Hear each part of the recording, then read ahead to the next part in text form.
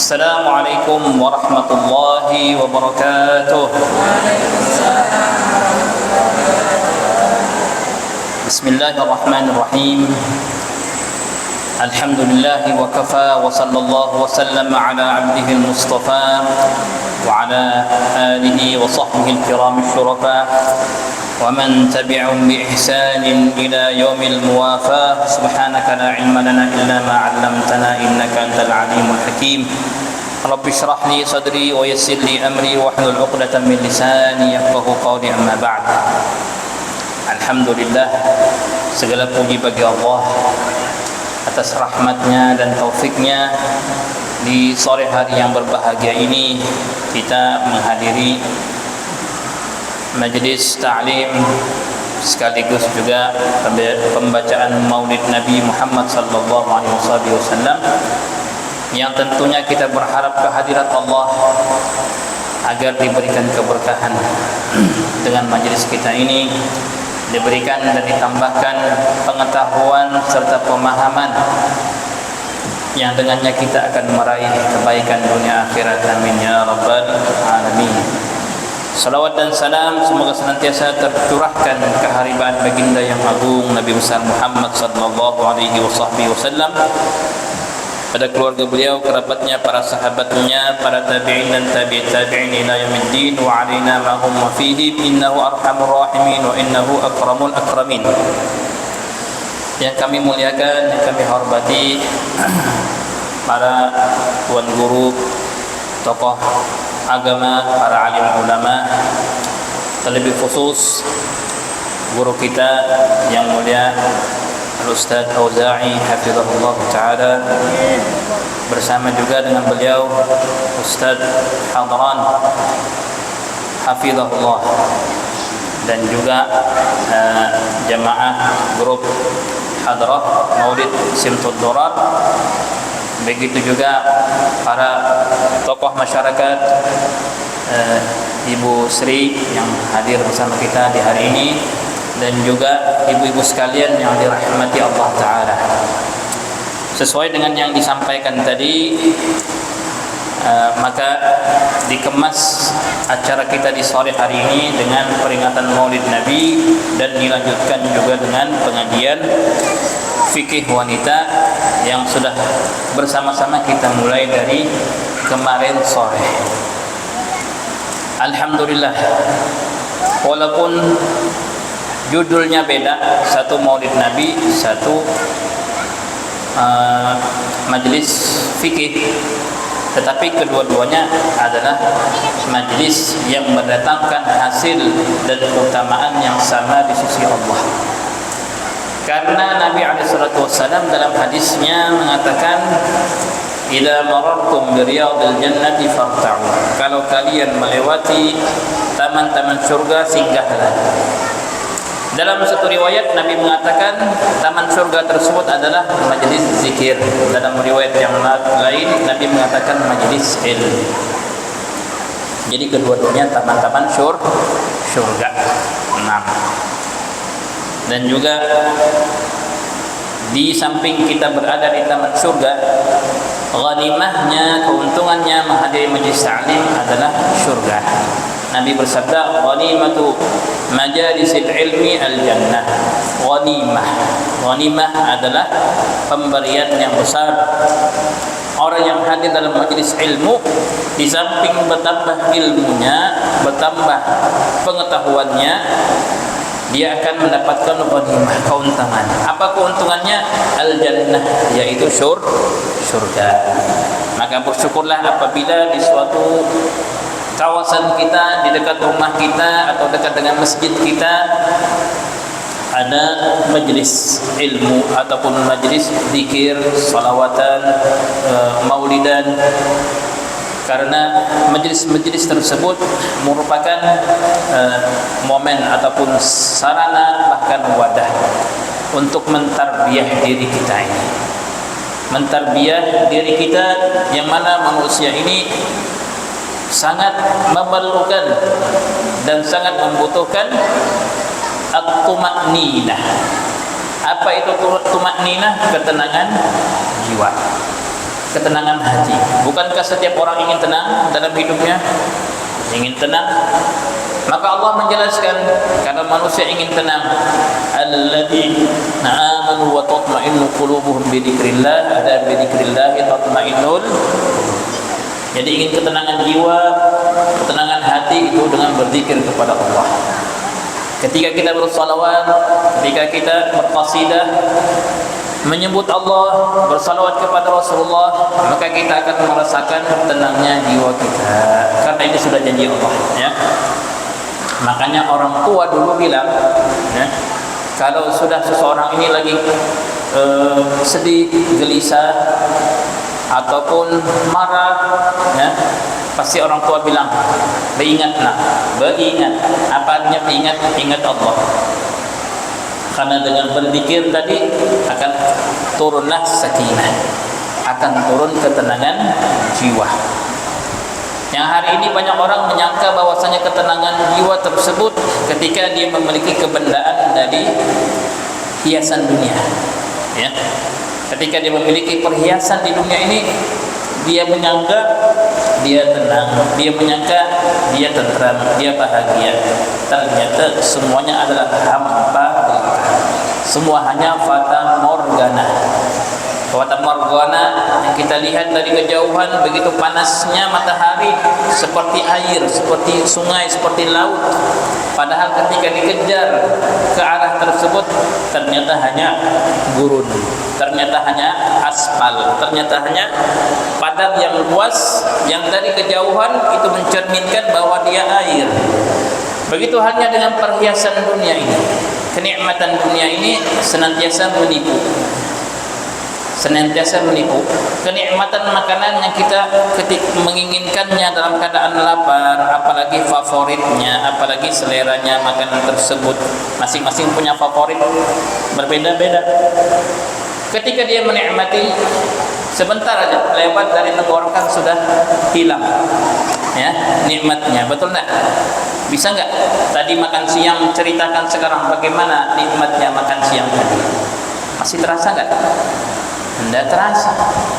Inilah contoh, ya, contoh yang simpel dalam kehidupan yang kita menyangka itu adalah kenikmatan, ternyata dia hanya sesuatu yang berakhir dalam sekejap mata. Di dalam surga itu kenikmatan yang sesungguhnya. Nabi menceritakan bahwasanya kenikmatan yang dirasakan oleh orang di dalam surga bukan lidahnya saja yang menikmati, bukan tenggorokannya saja yang menikmati, bukan perutnya saja yang menikmati, bahkan setiap bagian dari tubuhnya sampai bulunya pun, bulu yang ada tumbuh di atas pori-pori ataupun kulitnya itu merasakan kenikmatan makanan di dalam surga. Nah, oleh karenanya carilah kenikmatan yang sesungguhnya, yaitu di dalam berzikir kepada Allah Subhanahu wa taala. Pepatah mengatakan, man ahabba syai'an aktsara min dzikrih. Barang siapa yang mencintai sesuatu, pasti dia sering menyebut-nyebutnya. Betul tidak? Ya. Orang yang mencintai sesuatu, maka lidahnya tidak sabar untuk menyebut namanya. Sedikit-sedikit cerita, nyebut namanya, sedikit-sedikit dikaitkan dengannya, sedikit seperti itu. Karena apa? Sudah cinta berat.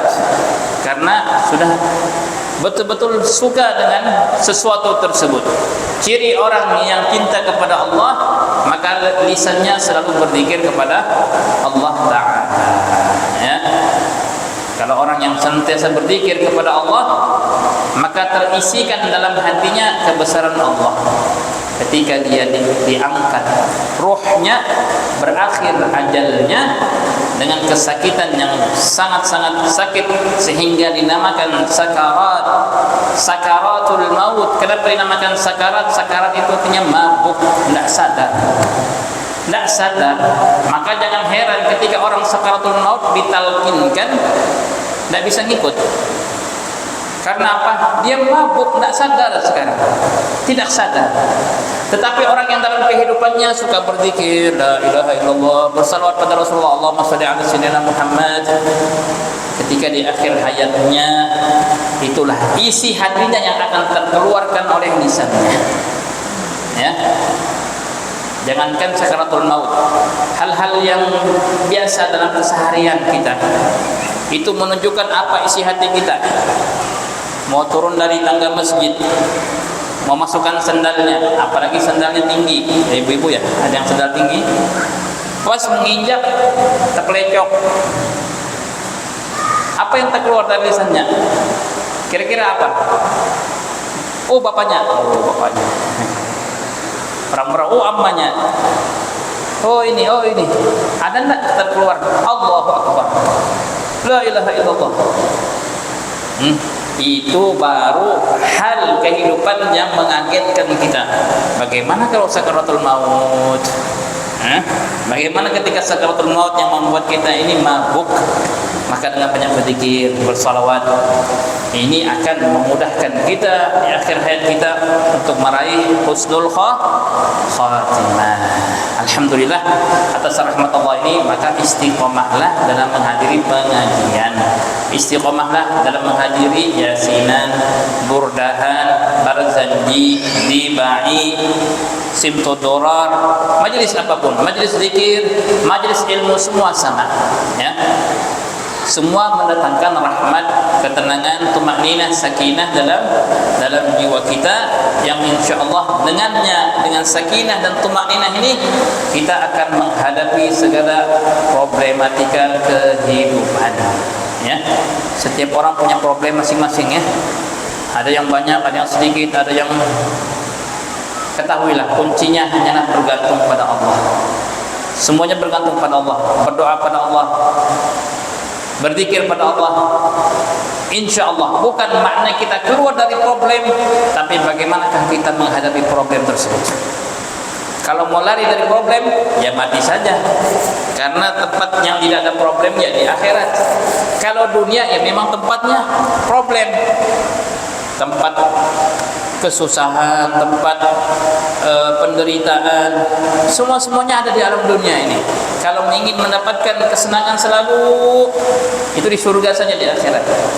Di dunia memang seperti ini sudah. Ini pepatah orang tua dulu mengatakan, kalau menasihati anaknya, apalagi kalau sudah masuk ke jenjang berumah tangga, nah hidup itu ibarat roda. Ya, ibarat apa? Roda. Kadang kau di atas, kadang kau di bawah, kadang kau di samping, kadang kau di kanan, di kiri. Tidak mungkin kau di atas terus. Ya. Harus sudah menyiapkan diri. Aku ini roda. Kadang di atas, kadang di bawah. Jangan meminta sesuatu yang mustahil. Ya, ingin di atas terus. Kalau di atas terus tidak jalan. Enggak jalan, berpaksaan.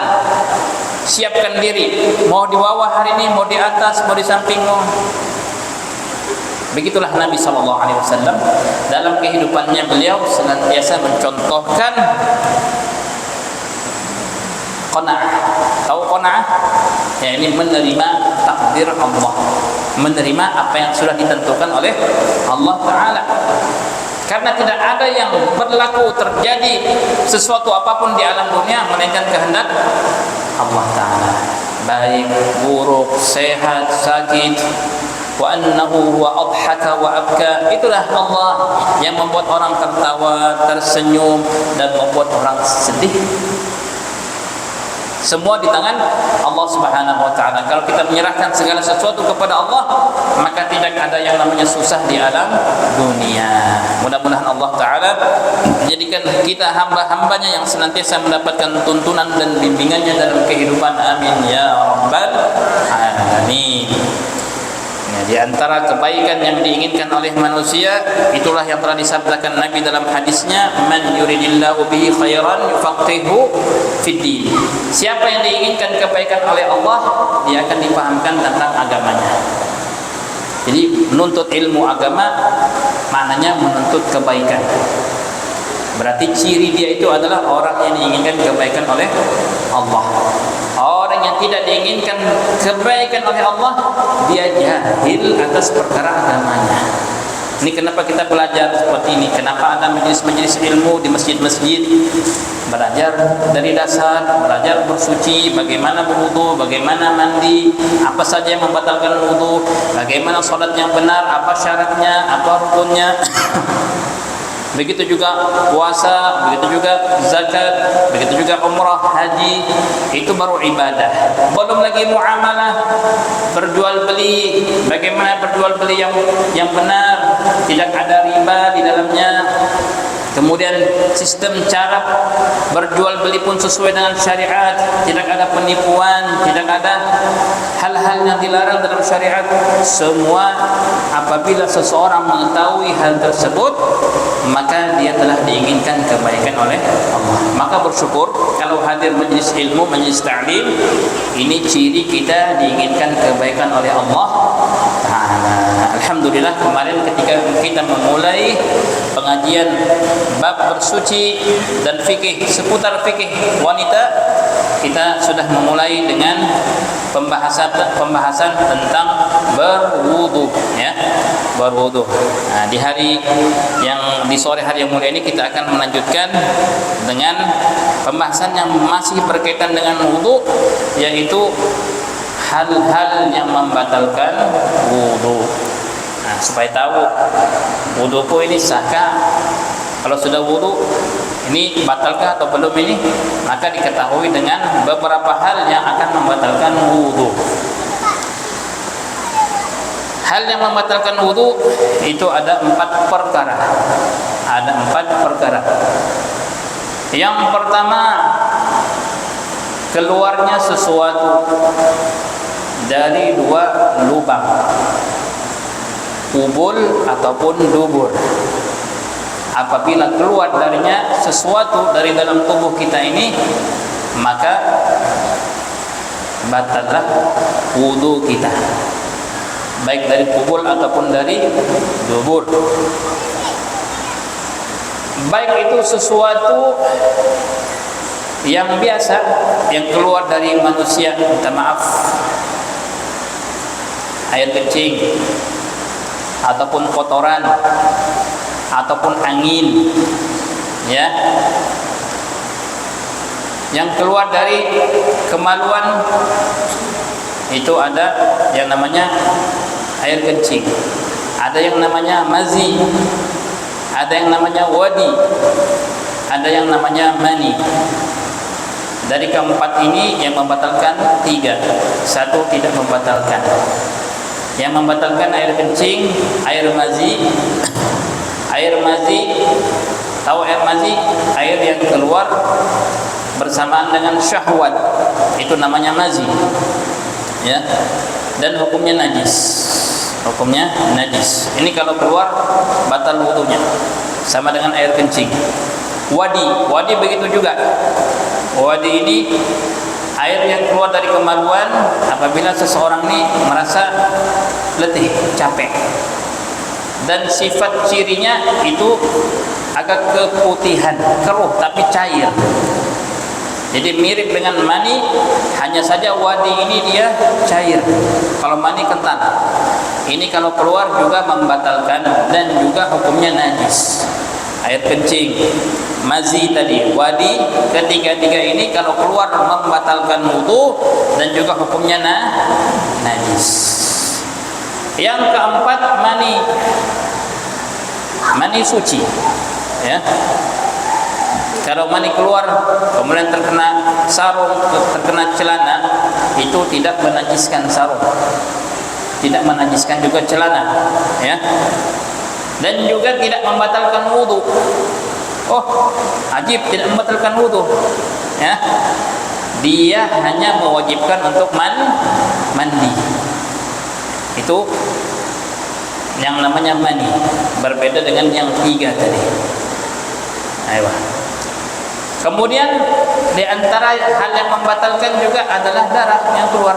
Apabila darah, baik wanita ataupun laki-laki, nauzubillah, ada penyakit misalkan batu, ketika kencing keluar darah membatalkan wudu juga.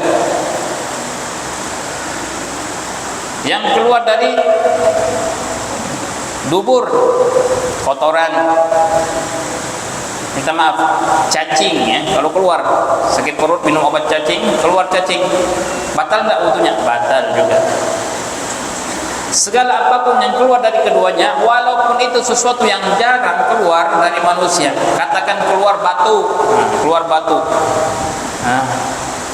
temakan kelereng, keleker, keluar kelereng, keleker, batal tak? Batal, ya, batal. Apapun sesuatu yang keluar itu akan membatalkan. Walaupun minta maaf, cacingnya keluar, kepalanya masuk lagi, batal. Itu membatalkan. Setiap yang keluar membatalkan. Maknanya apa?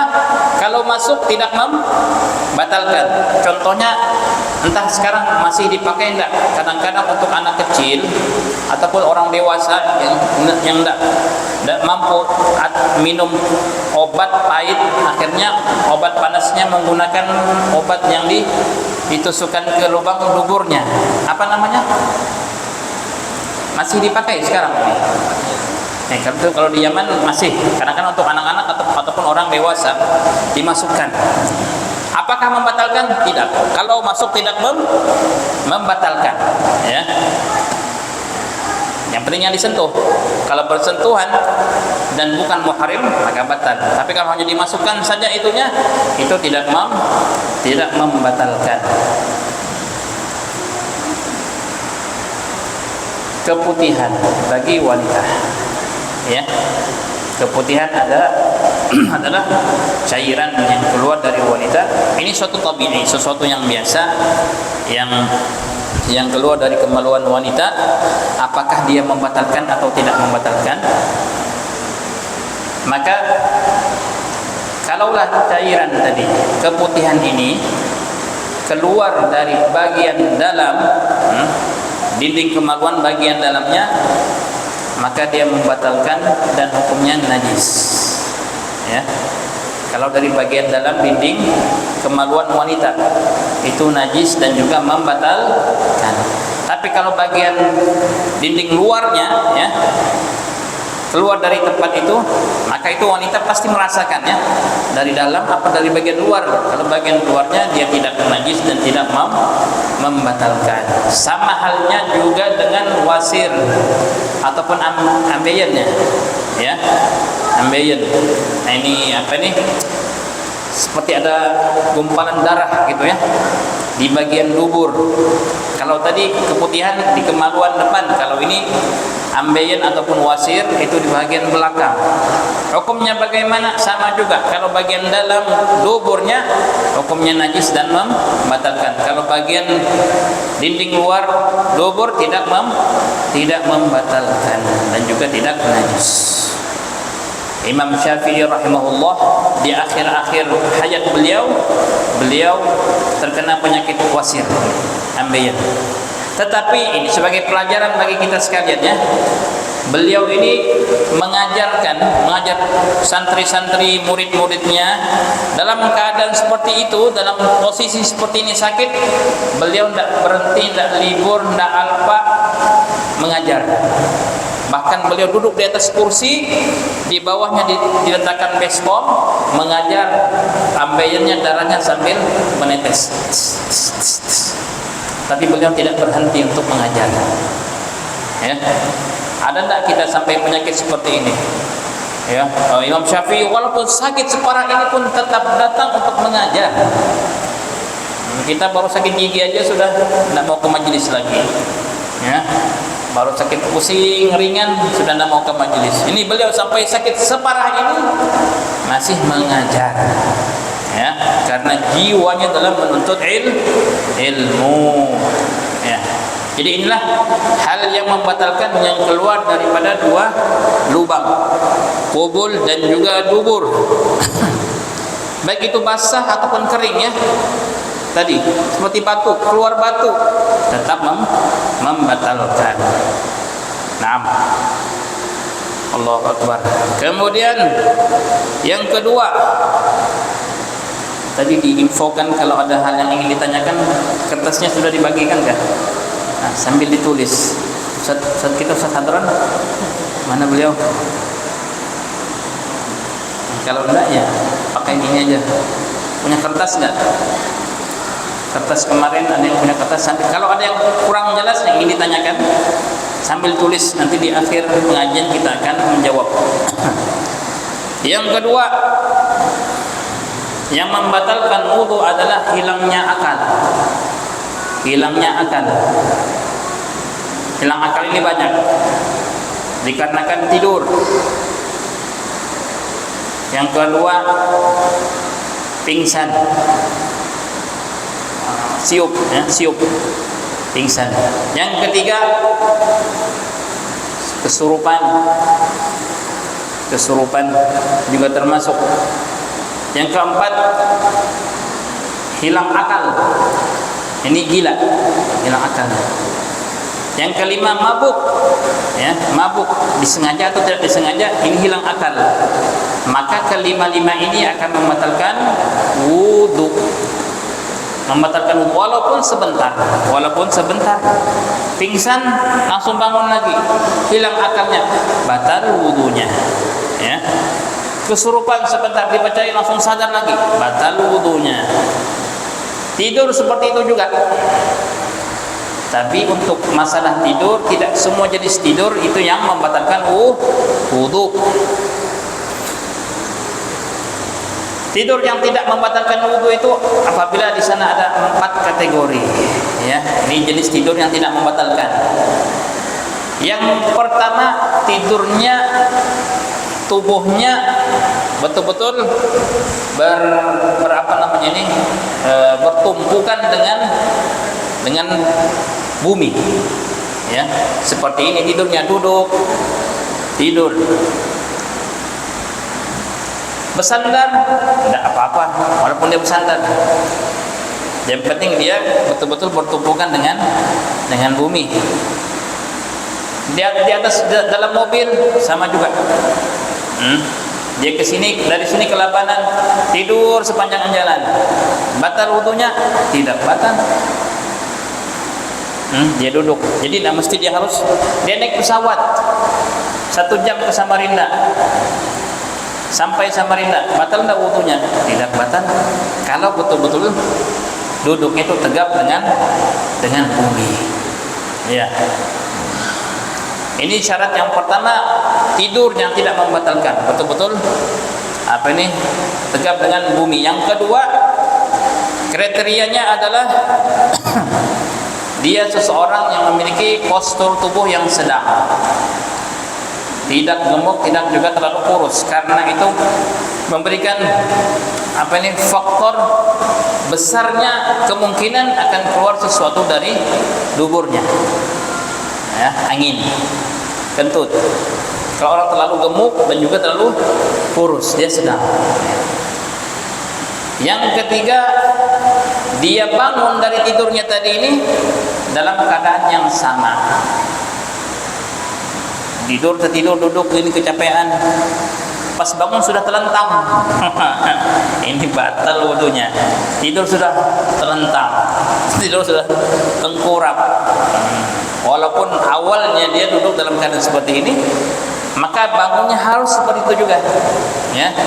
Tidak boleh dia berubah posisi, terlentang, terlungkup. Ini syarat yang ketiga yang tidak membatalkan wudu dengan cara tidur seperti itu. Dan yang keempat, tidak ada yang mengkabarkan kepadanya bahwa dia itu batal ketika tidurnya. Kalau ada orang mengkabarkan, bilang, kau tadi kentut tidur, nah sudah, batal wudunya. Ya, ini perlu diperhatikan. Jadi kalau tidur begini, tapi kalau tidur seperti ini bersandar, ya, sebagian ulama yang memandang itu membatalkan, ya.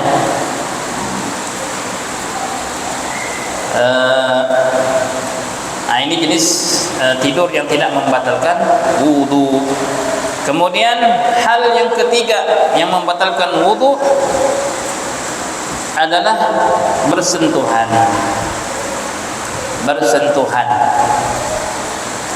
bersentuhan kulit. Bersentuhan ini pun juga memiliki kriteria yang akan membatalkan wudu apabila ada 5 syarat ini. Kalau kelimanya ada, baru bersentuhannya batal. Ya. Syarat yang pertama yang bersentuh itu adalah bagian luar kulit. Basyarah. Kulit, ya. Tidak termasuk kalau bersentuhan kuku, tersentuh kuku, ya. Kukunya panjang terkena, tidak batal. Ataupun gigi, pergi ke dokter gigi, dokter giginya bukan muhrim, laki-laki, dipegang giginya, batal tak wudunya? Tidak batal. Kalau gusinya batal. Kalau gigi, kuku, begitu juga rambut tidak membatalkan. Terpegang rambutnya tidak batal. Yang membatalkan apa? Kulitnya. Nah, yang kedua syaratnya berbeda jenis kelamin, laki dan perempuan. Termasuk di dalamnya adalah ini pembahasan yang lain lagi. Ini laki dan perempuan apabila bersentuhan batal wudunya. Kalau separuh laki, separuh perempuan batal, tidak membatalkan karena tidak jelas, ya. Kita membatalkan wudu kalau itu memang betul-betul lawan jenis yang nyata. Ini tidak nyata. Ini maya. Ini tidak jelas laki atau perempuan. Tapi sunnah kalau memegang orang yang separuh-separuh ini, sunnah berwudu, tidak membatalkan, tapi sunnah berwudu, ya. Nah, maka tidak batal kalau laki-laki bersentuh dengan laki-laki, perempuan dengan perempuan tidak batal wudunya. Dan yang ketiga, kedua-duanya sudah sampai pada batasan syahwat. Maknanya apa? Tidak dihitung dengan umur juga, tidak. Ya, pokoknya kalau dia ini secara umumnya dengan bentuk seperti ini, yang melihatnya, yang lawan jenisnya merasa tertarik ataupun bersyahwat, maka menyentuhnya batal. Mungkin kalau dulu, ya, ini faktor sekarang ini, faktor yang negatif, yang tidak baik kepada anak-anak kita sekarang ini. Bayangkan umur 9 sudah haid. Pengaruh apa? Pengaruh yang dilihat, pengaruh yang dibaca, pengaruh cerita ini, cerita itu. Masih kecil sudah hormonnya terangsang dengan perkara-perkara seperti ini, akhirnya cepat balik. Iya enggak? Sedangkan orang dulu mungkin haidnya 12, 13, ya. Sudah gede, sekarang baru umur 9 karena sering melihat hal-hal yang tidak baik. Ini perlu sebagai pelajaran bagi kita, bagi ibu-ibu sekalian di rumah. Ini faktor yang negatif yang mempengaruhi anak sejak dini. Kok cepat haidnya, cepat baliknya?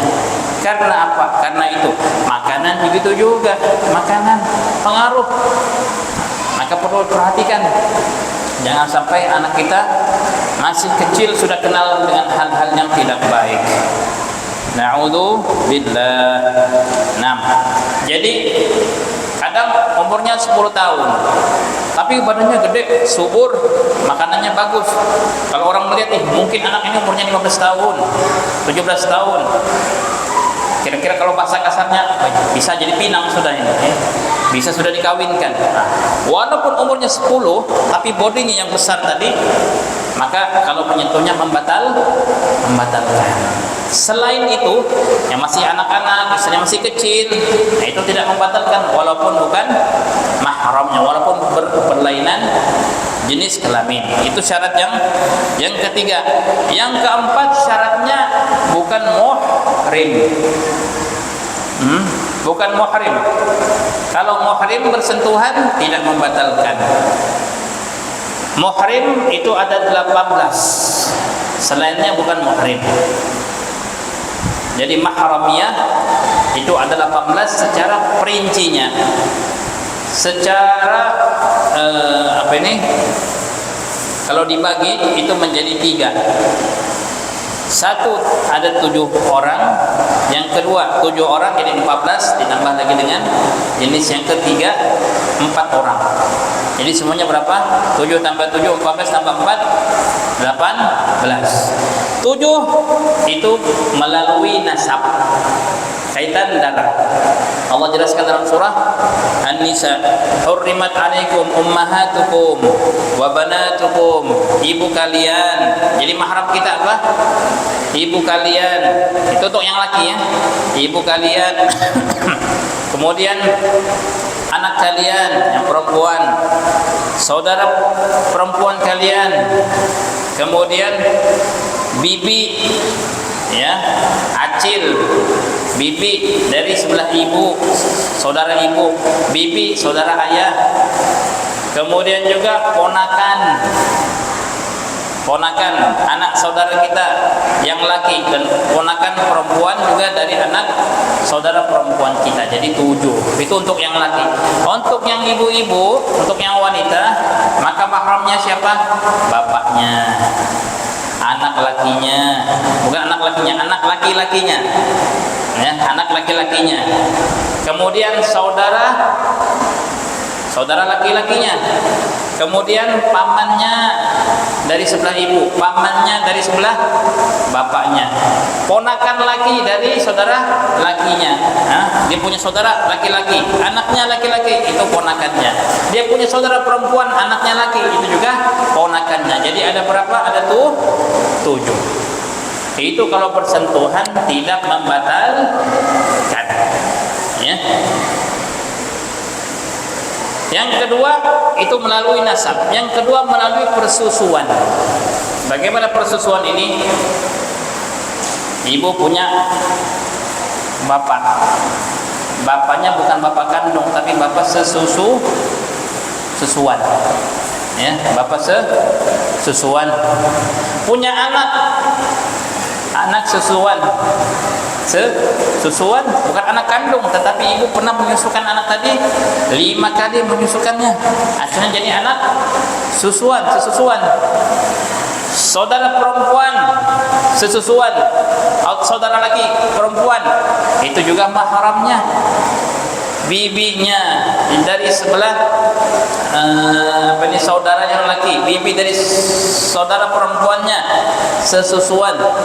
Jadi ketujuh-tujuhnya sama dengan senasab tadi, hanya saja ini dengan sesusuan. Ini senasab.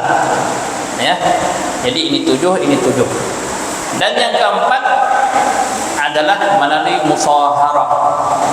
Musaharah ini perkawinan. Ya, untuk yang wanita mahramnya yang pertama siapa? Ayah mertua. Ya. Jadi untuk wanita mahramnya yang pertama melalui perkawinan 4. Yang pertama siapa? Mertua. Mertua laki itu mahram. Yang kedua menantu. Menantu mahram juga. Ya, menantu ibu punya menantu mahram. Yang ketiga anak suami. Anak suami anak kami berarti. Maknanya di sini anak suami dengan istri yang lain.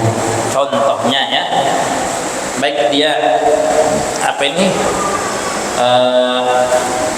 punya suami juga punya istri. Jadi dia ini istri muda atau istri tua entah, ataupun suami tadi pernah kawin dengan seorang wanita, mempunyai anaknya laki-laki.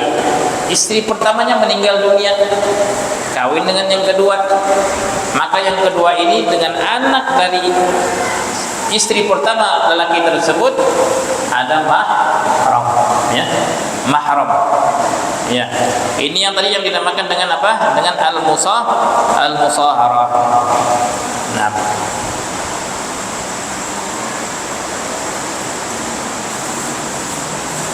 taib ummuz zaujah, bintu zaujah, zaujatul ab, zaujatul ibn. Kalau yang laki-laki untuk yang laki-laki, maka mahramnya dari perkawinan adalah mertua perempuan, ya. Kemudian anak tiri perempuan,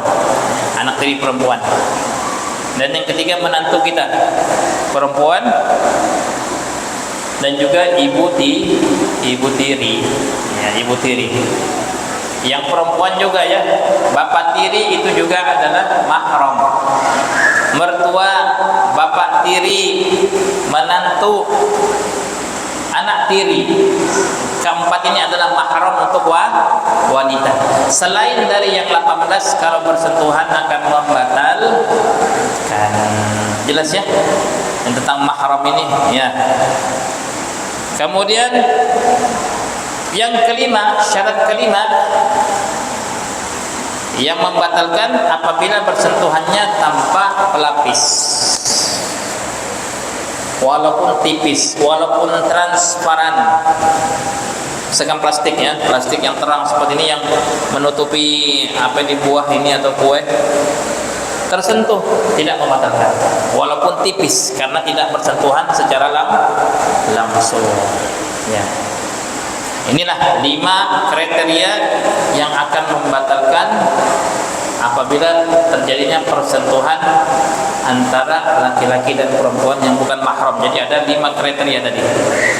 Kemudian yang berikutnya yang membatalkan wudu, yang terakhir, yang keempat.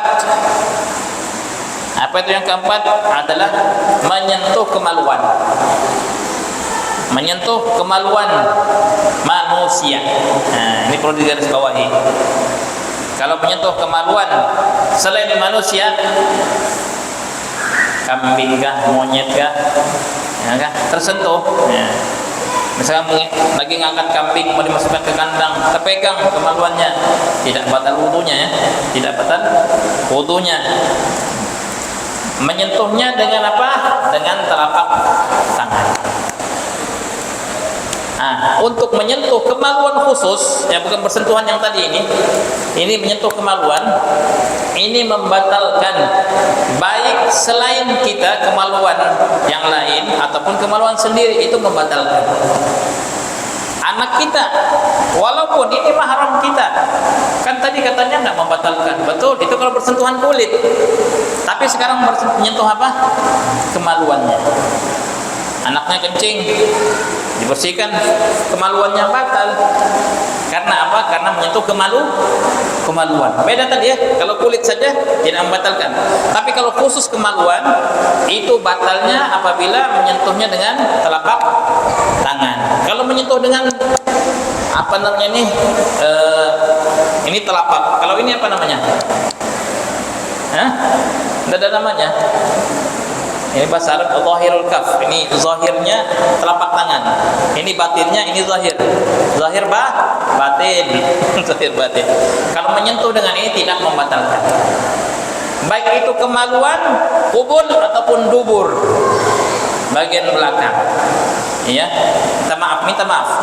Kadang-kadang dengan gerahnya cuaca seperti ini gatal, bergaru ke belakang. Garu-garu, terpegang. Batal enggak? Batal. Ya, kadang-kadang tempat itu sensitif, gatal. Dengan adanya keringat, dengan adanya perut, akhirnya gatal. Bergaru-garu, terpegang dubur, batal wudunya. Ya, sama halnya juga dengan apa? Dengan kubul, itu akan membatalkan. Ya. Baik telapak tangan atau ini juga, ya, jari. Jadi batin ataupun telapak tangan itu, manakah dia yang dinamakan telapak yang membatalkan wudu apabila menyentuh kemaluan? Apabila kita menyatukan keduanya seperti ini, maka itulah yang akan membatalkan. Bagian daripada itu, ini kemudian bagian tepi-tepi jarinya ini tidak membatalkan. Seperti ini.